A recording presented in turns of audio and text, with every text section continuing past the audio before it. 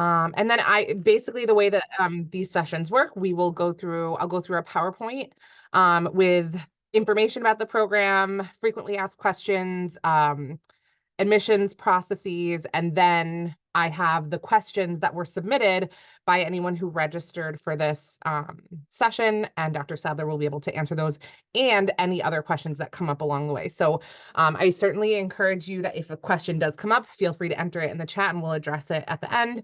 But we're also happy to answer questions that you're just shouting out, which we're totally fine and happy with. All right, so we will get started with the PowerPoint.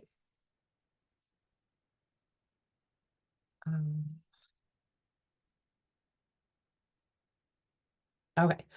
So like we mentioned, today we're talking specifically about our Master's in Special Education and Literacy II.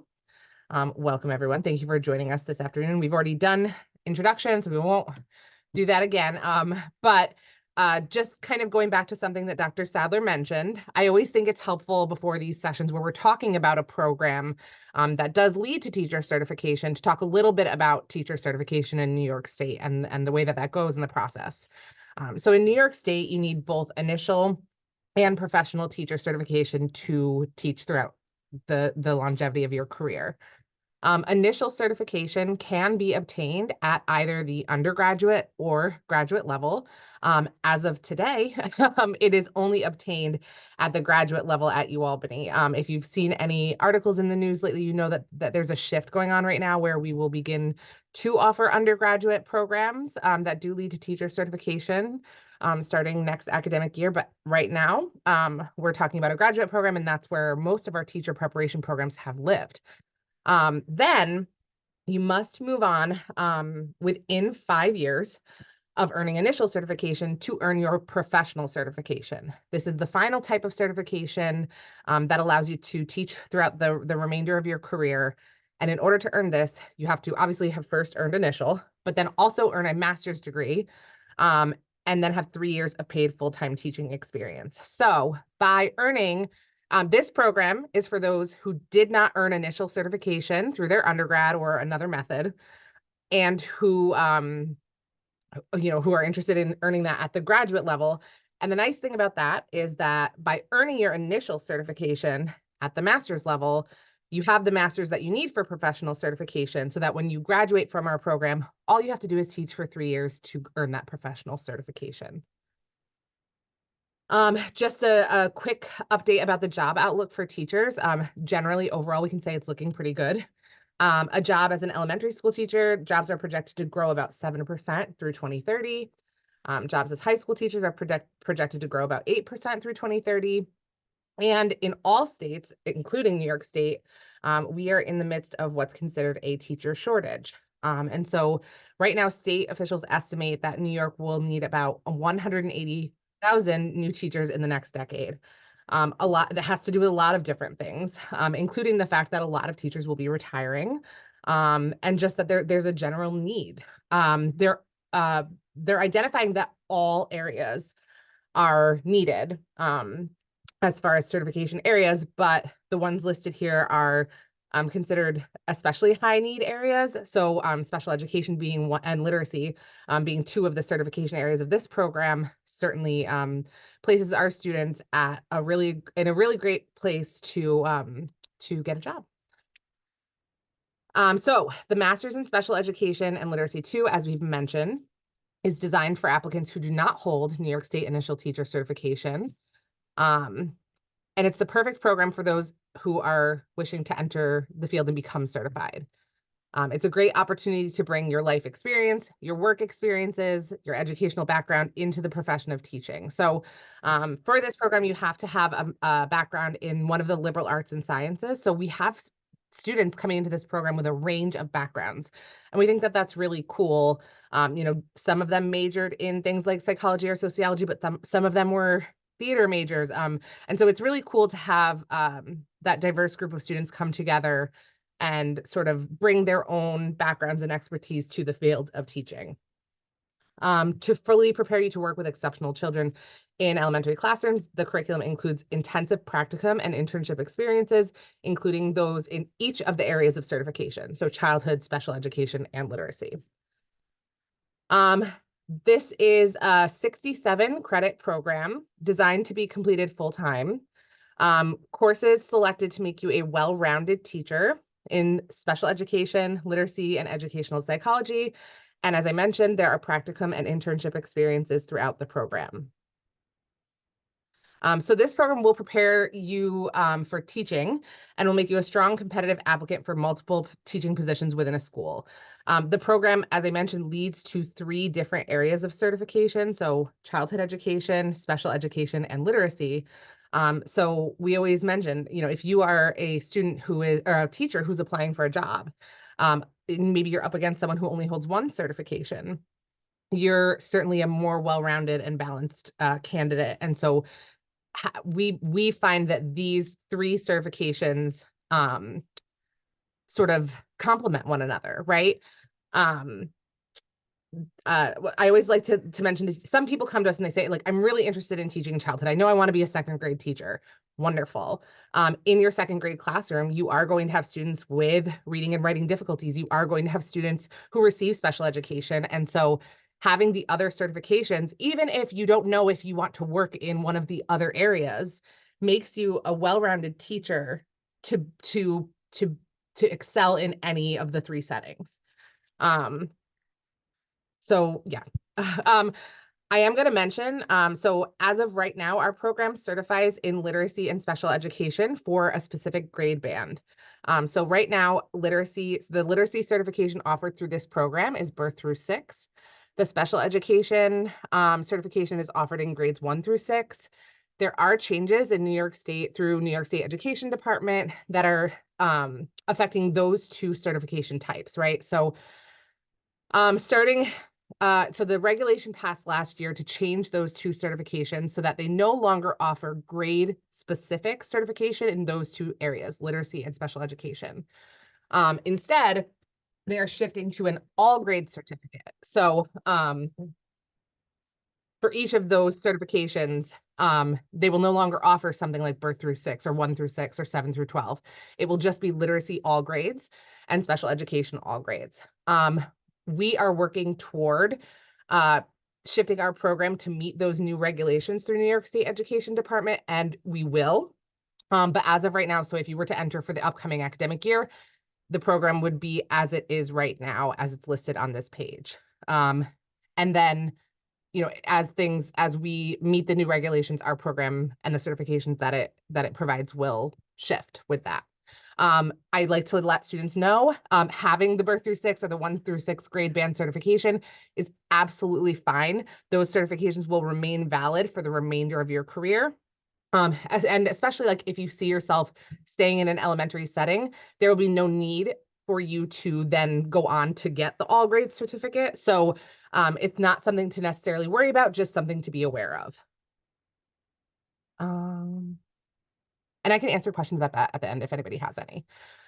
Here is a sample plan of how someone might typically move through the Special Ed and Literacy 2 program.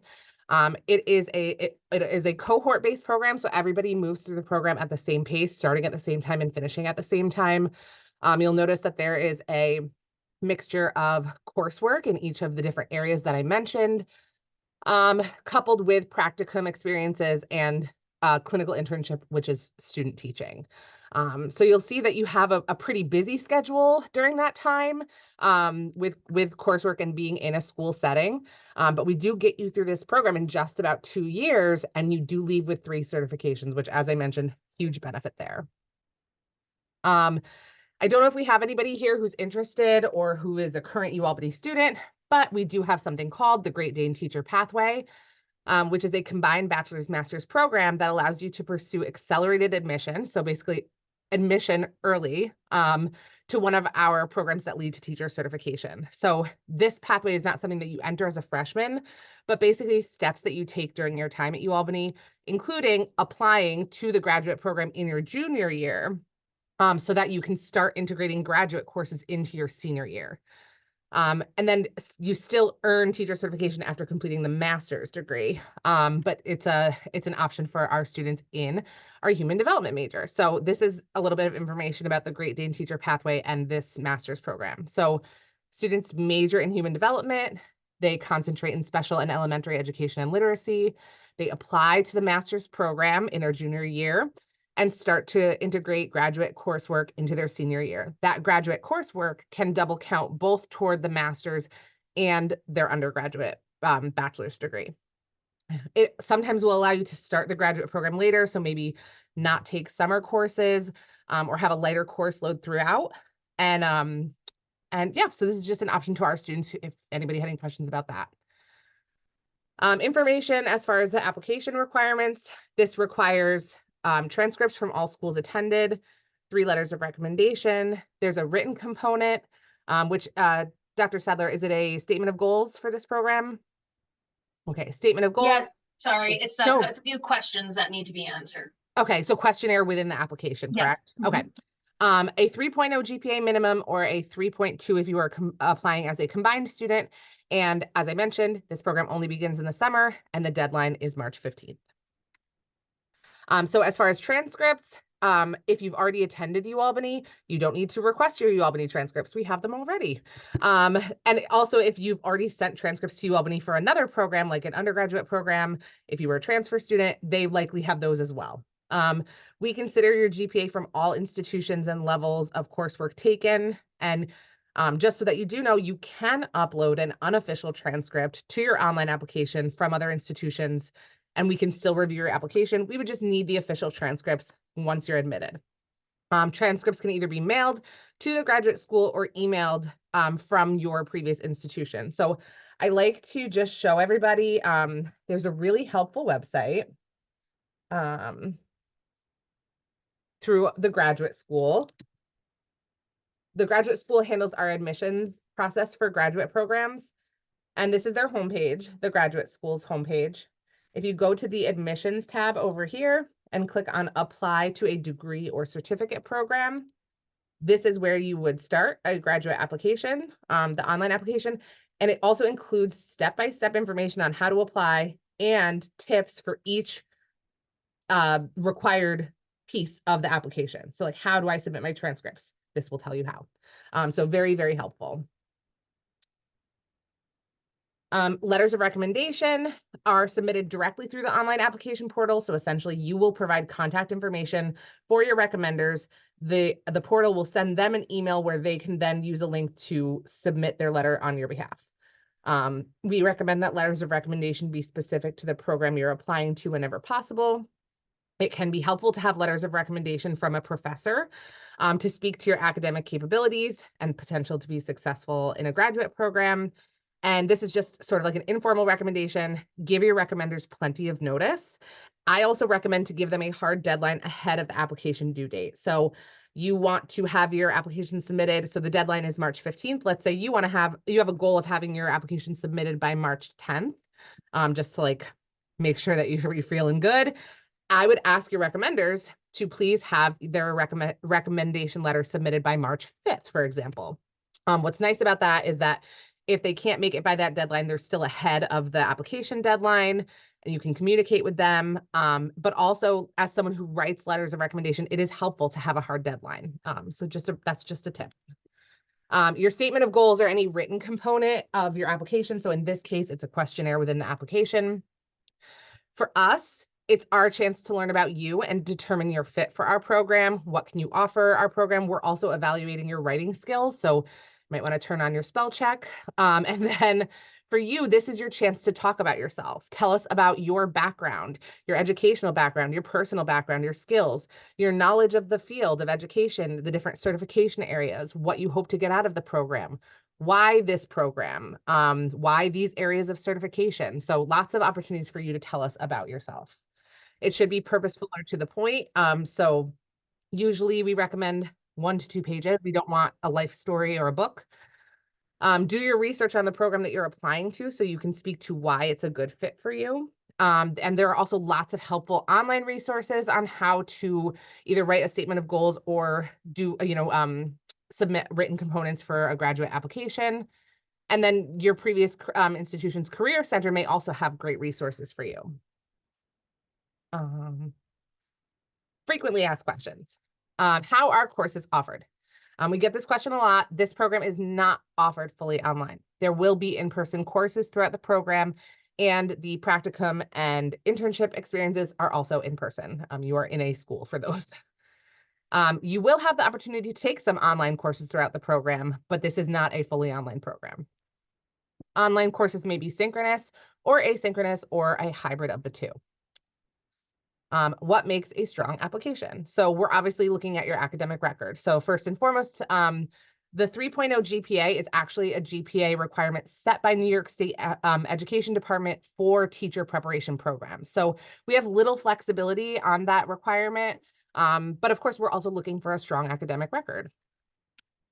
An appropriate undergraduate major in the liberal arts and sciences, strong letters of recommendation, evidence of writing ability, and an ideal candidate would also have knowledge of the teaching field in general, and maybe particularly in special education and literacy. What happens after I submit my application? Your qualifications are screened in several areas by the admissions committee, and you are invited to a Zoom or in-person interview with faculty. Dr. Sadler, do you know how those interviews will be conducted this year? I think they're going to be both. Okay. Last year we had both options, and I think we're going to try to do the same again this year. To those that are a little further away don't have to make the trip in, but we have not yet decided on that. Okay, thanks. They are usually held throughout the month of April. Thank you. So how are decisions communicated? Final decisions are sent to you through Slate, which is the online application portal system, soon after the interview, and students may be admitted, conditionally admitted, or denied. So students who are given conditions, this isn't, I think, quite as common with this program, but basically it's you have been admitted, but you have to do X, Y, and Z, and you typically have until 12 credits to meet those criteria. When will classes begin? How long does this program take?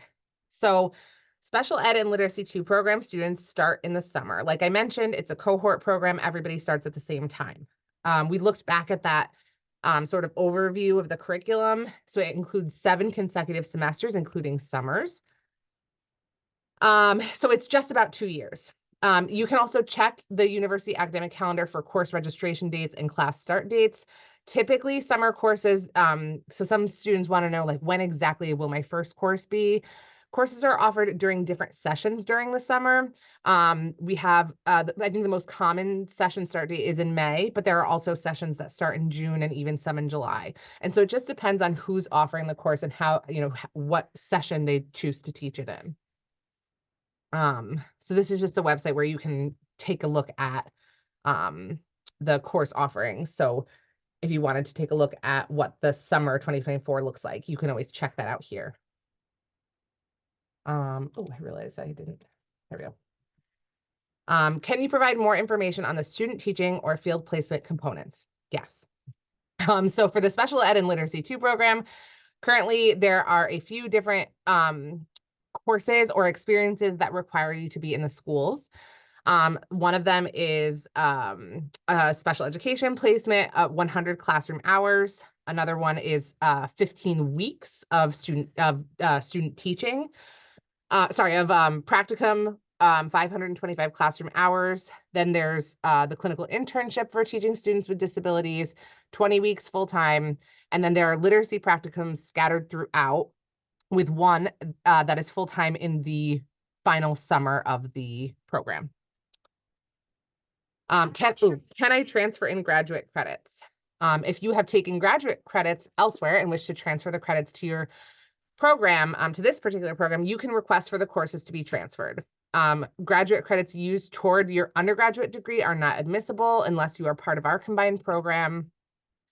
And the earlier you complete the form to see if any of your previous graduate coursework counts toward the program, the less likely that you would be repeating coursework that you've already taken. Typically, when we're looking for courses for transfer, we will look at the course description, and we may even request a syllabus to further see if the course aligns well with the courses that we offer. This is another question that we get a lot, and it's one that I can only help so much with. So like as a large institution, we let the experts handle their areas. So I let financial aid handle the question about funding graduate studies, but I do like to mention that there are scholarships available university-wide, but there are also School of Education specific scholarships. I really like that we're able to offer these because it's a much smaller pool that you are applying against. You can apply for them each year that you're a student here, and they are also there's like at least 30 or so, and you send one application in for all of the um scholarships that you're eligible for. So on that list of 30, you would check which ones you believe you're eligible for. There are some that are specific to teachers. So again, even smaller pool, and you would submit one application for all of the scholarships. But again, I always recommend reach out to financial aid for questions about other ways to fund your graduate studies. Where to find more information. The program page is a great place to look. I'm sure many of you have visited, but this is the program page. I also like to point out on this program page, there is something called the Graduate Bulletin. There's a link right here. And this just goes through, tells you a little bit more in depth about the program and lets you check out the coursework for the program. So you can take a closer look at the courses that are required to complete the program. Back on the program page is where you will also find information about admission requirements and deadlines.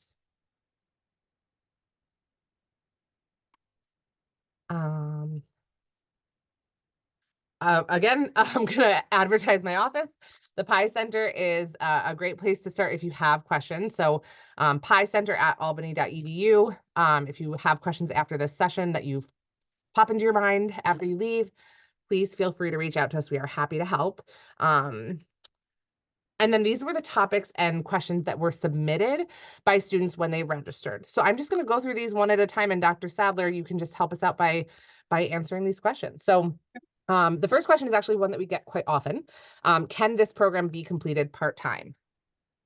It can, but it's difficult because it is such a long program and it's so extensive. Sometimes some of the courses you need are required as prerequisites for other courses later on. And so if you say you take only 2 courses or 3 courses your first semester, then the course you don't take might be one that you need for a course in your 3rd semester, and there's kind of a domino effect that you're not able to register for it. So some people think, well, okay, I'll go part-time, but I'll finish in 3 years. But we can't guarantee that you'll finish in 3 years. When you go through as your cohort, you will be held a spot in every class that you need. Once you enter the program, you are guaranteed to be offered a spot in all of your classes through the entire program. But when you come out of sequence, we can't always guarantee that. So there may be a time where like, I need literacy 600, but there are no spots in that course because they're only holding it for the cohorts. So it's possible, but it makes it really challenging.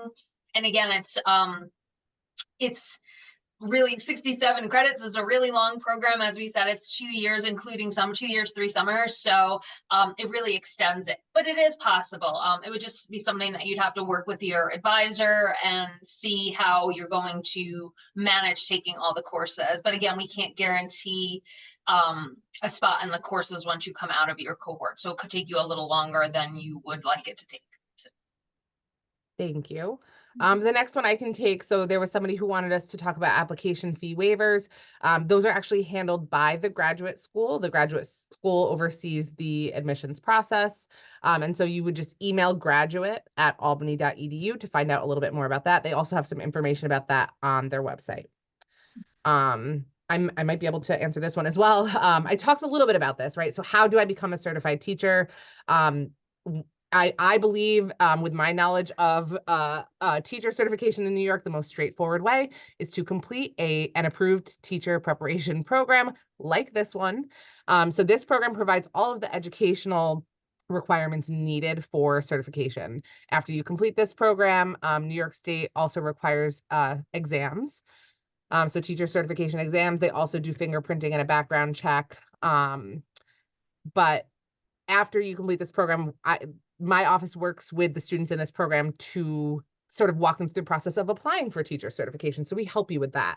But essentially, this program provides what you need to become certified. Are there any teacher certifications I can get after finishing my undergrad? That might be another one that I can take. If you completed an approved teacher preparation program in your undergrad, yes.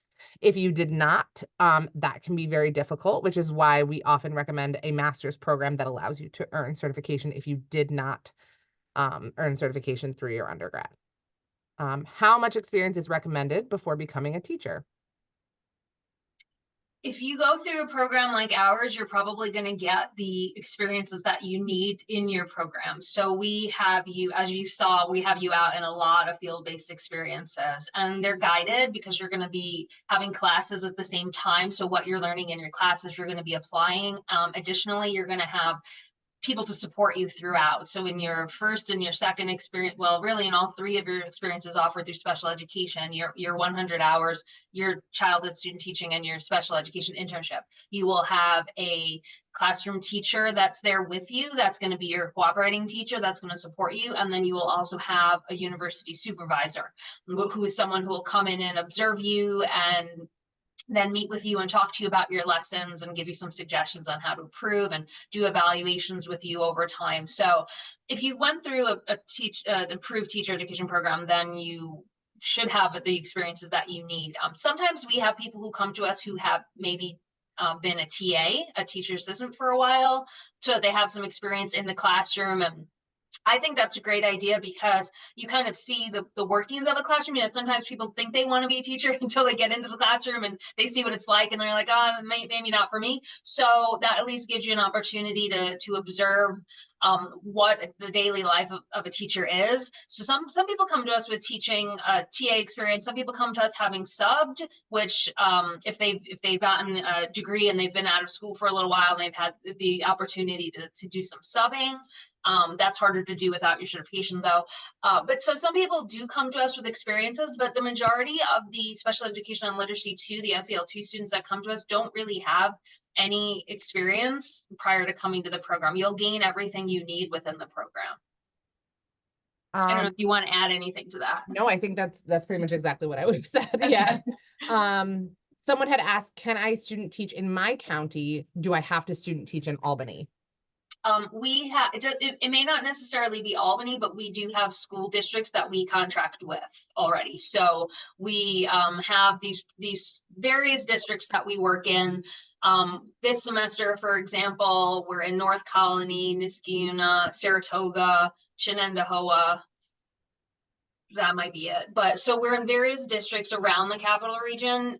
When we will try to take into consideration the location that you live in, but all of our contracted placements are within the capital region, which you'll have to come to the capital region anyway to do your coursework. So you have to be able to, most of our courses are offered in the 4:30 to 7:20 time slot. So usually you'll be out in the field teaching all day. Maybe you get out 3:30, you have to make it to campus for the class. So generally they're going to be within half an hour or so driving distance of the campus. But we do have the placements. And our director of field placements, Dr. Matt Lefebvre, will get to know you and we'll kind of try to find a placement that fits with you, maybe in terms of the level of support needed, like a teacher that is really supportive, or depending on what you need. The other thing is we have certain placements that we have to put you in according to the requirements of New York State. So you'll have to have experience in an urban district, for example, and you have to have different grade level placements. So we also have to kind of consider that if in your first experience you were in a third grade suburban placement, then we may put you in a sixth grade urban placement for your second experience. So we kind of balance that out, but we do find the placements for you and we place you. Thank you. Someone asked, can I do a year remote? No, unfortunately, it's not possible to do this program remotely. We have most of our courses are offered on campus. There are some that are offered online, but the majority are on campus. And again, all the field placements are local, so you would have to be here to do it. When do you student teach? Okay, so technically your student teaching is in your second year, your second full year, but in your first year, you also have a 100-hour practicum. The way we've done it over the years, it looks a little bit different. Sometimes we've done it in an after school placement. Sometimes we've done it throughout the day, but you do observation and hours, and you also do hours where you're working and supporting in a classroom. So for example, you might well, you can help create the bulletin board. You can grab a small group to do a reading lesson.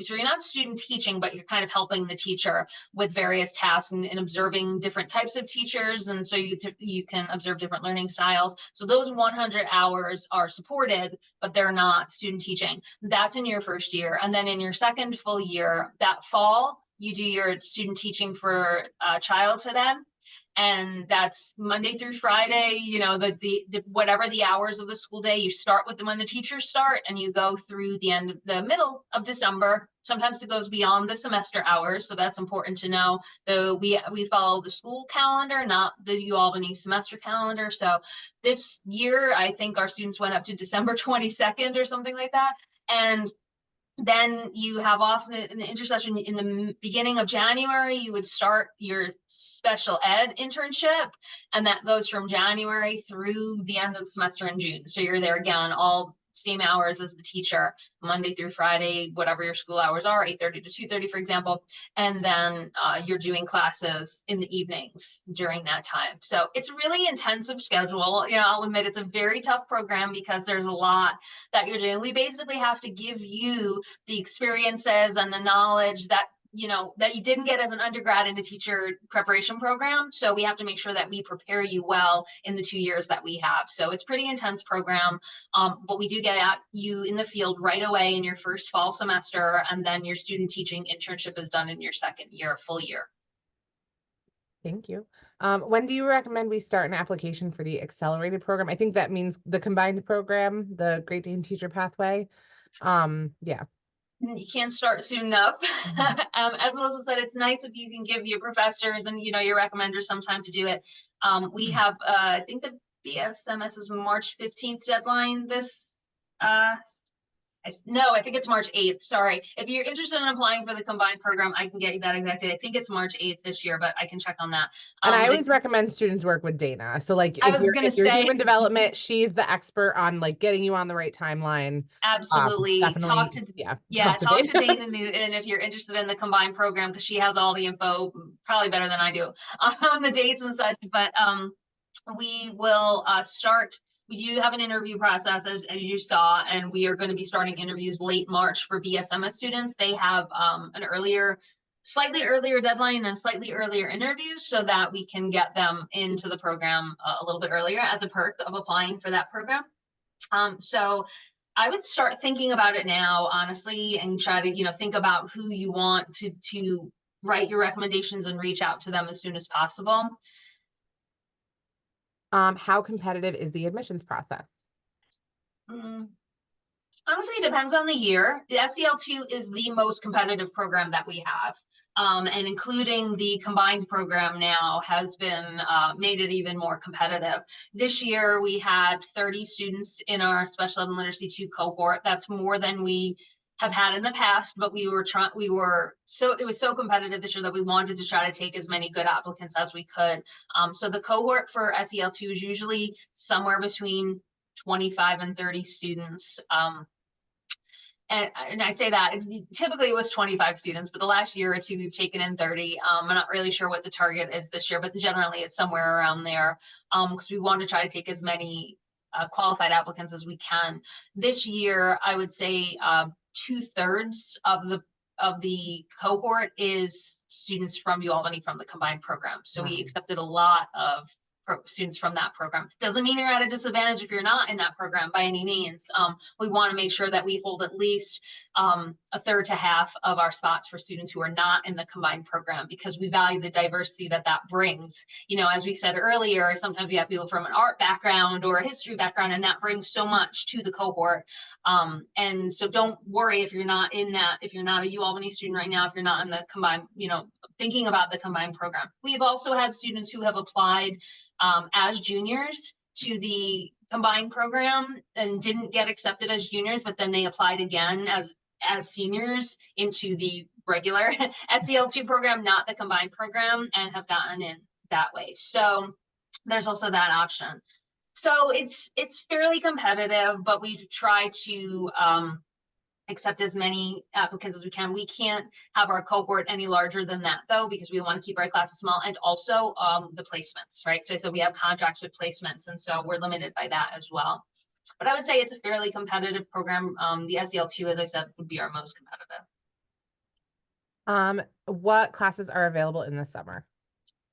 Okay, we pretty much have a schedule that once you enter the program, that's your schedule for the 2 years. You don't have to ever have to worry about picking a class that you're going to take, because it's a program plan and you'll see exactly what you have to take. So your first summer, it depends on whether you're applying as a combined student or not. Students who are in the combined program, they take 4 courses in their senior year. And those that complete those 4 courses successfully don't have to take any courses in their first or second summer. So that's kind of the perk of being accepted into that program, that those courses can apply to both your undergrad and undergraduate, and then you don't have to take summer courses. Those that are not in the combined program will take 4 classes in the summer, 2 courses in your first summer. And that would be ESPE 560, which is Intro to Human Exceptionality, and EPSY 521, which is Child Development. And then in your second summer, you would take a literacy course and a ed psych course as well. So, but again, once you're accepted, we would tell you exactly the courses that you need to take. You don't have to search for them. We'll tell you what they are, when they're offered. And again, if you're accepted into the program, you're guaranteed a spot into those classes. Thank you. So those were our submitted questions. It looks like we have some people in the chat. So let's see. Someone joined late and missed some of the earlier slides. There's actually a recording of this. So if you want to reach out to the Pathways into Education Center, I'll put our Pi Center email. Pi Center. And this is just good for anybody in this chat to have. So I'm going to send it to everyone. Reach out to us and you can ask for a recording of the session or to ask any questions that you might have. So that was the only question that I got through the chat. Does anybody have any questions for us that they'd like to enter now, or even just shout out? Please feel free. I just have like a few questions. Yeah. I submitted a few of the questions, but I don't think that they were like, I didn't intend for them to be like, I think I wrote them wrong. Okay. So I'm in the combined program now, so I'm already accepted. Oh, okay, great. And I was wondering, like, I wanted to student teach, like, I'm not from Albany at all, like, I'm from Long Island. I wanted to student teach there.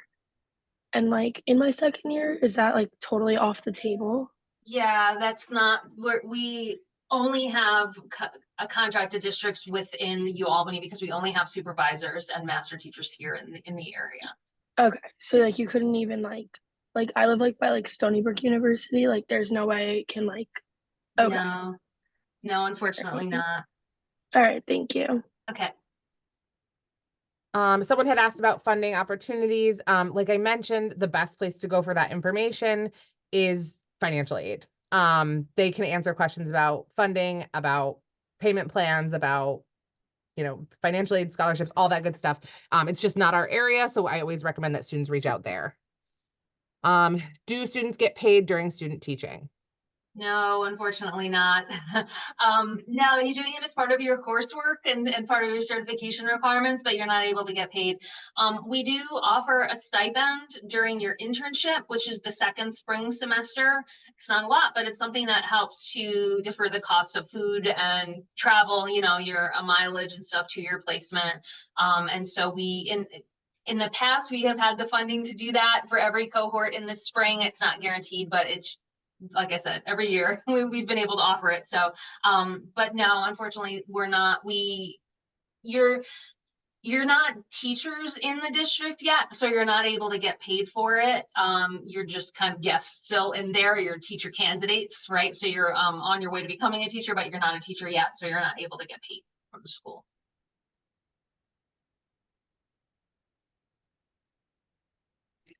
Hi, I have a question. I'm a teaching assistant right now, and I want to get into the program. I already filled out the application. I submitted it as part-time, but I'm willing to do full-time. So I don't know if, is that something that would disqualify me?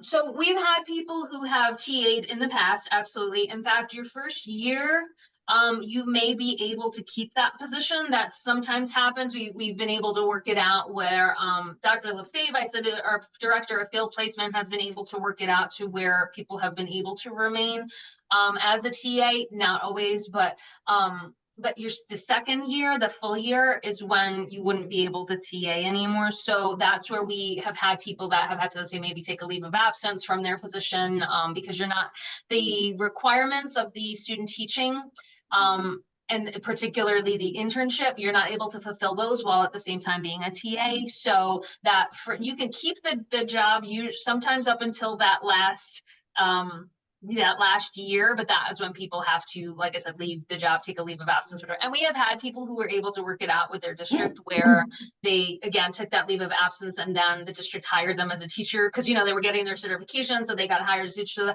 that really depends on the relationship with the district that you're working with, but it's possible. We have also had, this year, I believe it was, or last year, we actually did have somebody who did go part-time and they did their coursework during they split up the coursework between the first 2 years. So they were able to keep that TA position for 2 years. And then all they had in that last year was the student teaching and the internship. So they made it into 3 years, in other words. I mean, that's something that we could look at also. Depending on, like, again, what position you're in, but it's definitely for that last year, you wouldn't be able to maintain the TA job and do the student teaching and internship. Okay, so just another question. So the way the program is set up, you do like the coursework that are in the classroom the first year, and then the second year is all student teaching? Is that how it works? No, you also have coursework that year as well. So that's going to be, you're going to be taking, it's a lot of courses. So the first year you're going to be taking mostly the courses at UAlbany, and then you have your 100-hour practicum that in the first semester. So that's your whole first year. And then your second year, you have your student teaching or your internship during the day, and then you have the rest of your classes at night. So when you're doing your student teaching, you're going to be taking 3 other classes at the same time in the evenings. And then in the spring, when you have your internship, you have 2 other classes at the same time in the evening. So you still do have to take classes. But that's what I was saying, like we were able to work with somebody that to where she got all of her coursework out of the way in 2 years. And then just the last year, so her third year, she made it a third year, she did her internship and her student teaching. So that was a possibility to try to like help her because she needed to continue working like many people do. So, but in general, you're going to be taking, if you want to do it in the 2 years, you're going to be taking the classes at the same time. Okay, just one more question, sorry. That's okay. So if we start the program in the summer, we do 4 courses in the summer, right? 2 in the summer, 2 in each summer. So 2 in right. summer 1, 2 in summer 2. Okay, so what about the fall? How many courses do you take then? 4. Okay, and these courses, are they like courses that are once a week or are they twice a week? So usually our courses are 1 day per week, 4:30 to 7:20. So you'll have 4 days a week where you're going to be there, usually again, it's that 4:30 to 7:20 time slot. So usually Monday through Thursday, because I don't know that, I can't recall ever having class on Friday in this program. So usually you're going to be Monday through Thursday, 4:30 to 7:20. Okay. And that'll be your first fall and your first spring. What about in the summer? What time are the classes usually? It really varies. The last few years they've been online. Okay. Sometimes they're online asynchronous, so you don't have to meet at any one time. You just kind of log in and you kind of follow along and do the work. But it really varies year to year. I'm trying to think. I can't recall which they are this year, but like in the past, we've had 6-week 1, which is the one that starts in May and goes through it starts in like late May and goes through the end of June. Sometimes we have 6-week 2. Generally, we try to start with a 6-week 2. So that'll be starting in June, going through like mid second week of July. So it really does vary. We have someone who has their hand raised. Sure. Charisma. So technically I am a freshman, but I have enough credits where I'm enrolled as a junior, and I've already been declared into the human development major. So could I apply now, or would I have to wait until like next year or something? I think the typical recommendation is that you apply when you will have one academic year left. So like Dana can certainly help you now that you're admitted to the major, to take a look at your degree audit to see. So like sometimes you're declared as a junior, but you still have 2 years, you still have more years left to complete your degree requirements. So I would chat with Dana, have her take a look at your degree audit, but typically we recommend that you apply for the combined program before your last year here. So so you would apply in the year that is before your last year here. The reason being that they want to make sure that you have a foundation of upper division and advanced coursework in your major or and that usually doesn't happen until you've made it far enough along in your program. And so, but definitely, I would definitely talk to Dana Newman.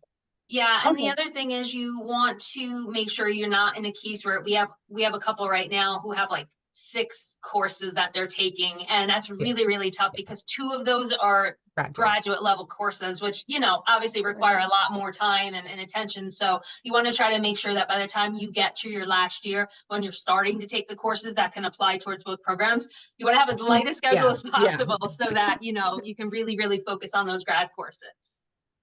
Right. Okay. Thank you so much. Sure. Any other questions?